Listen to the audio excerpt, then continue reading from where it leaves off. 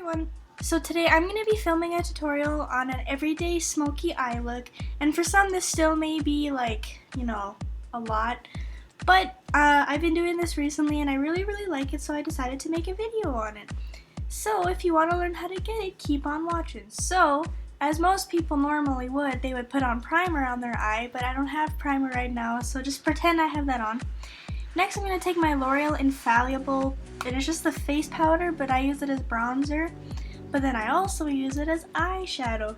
So I'm just taking like a dome brush like that, and just picking it up, and then I'm just going to start applying that right into my crease, going all the way in and all the way out, just in windshield wiper motions.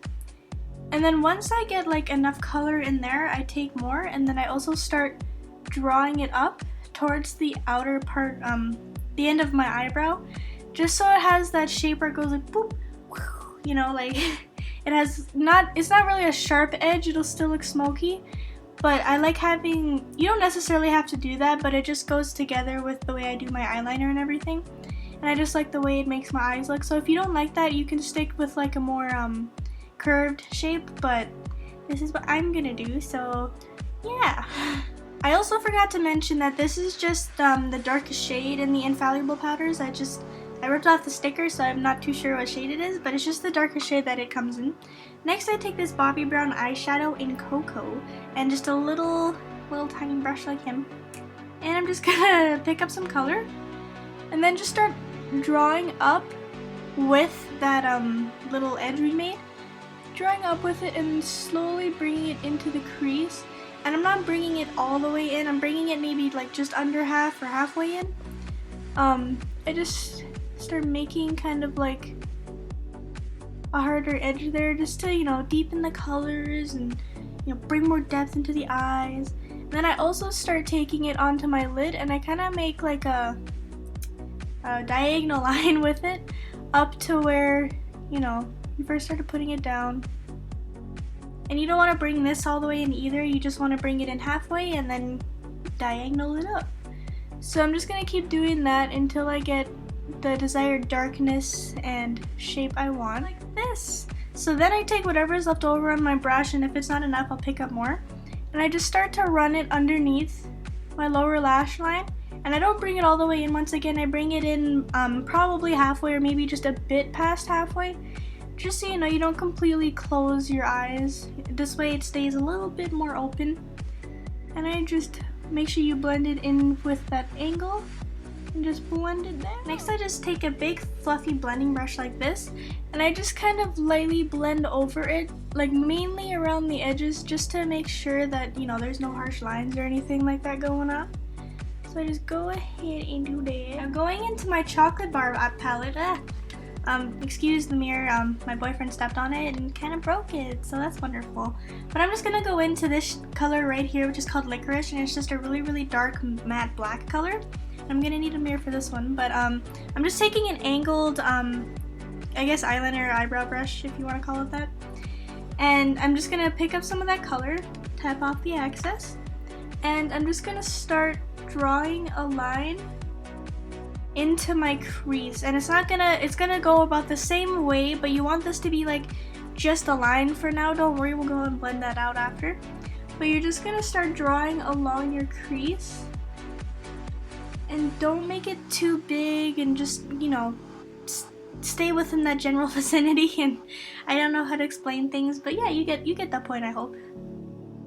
So once you have something that looks like this, I know it looks like, whoa man, but I take that same fluffy blending brush, and I just start to really start blending it out, because since it's such a harsh line, you really blend it out, but the result is a nice smoky effect.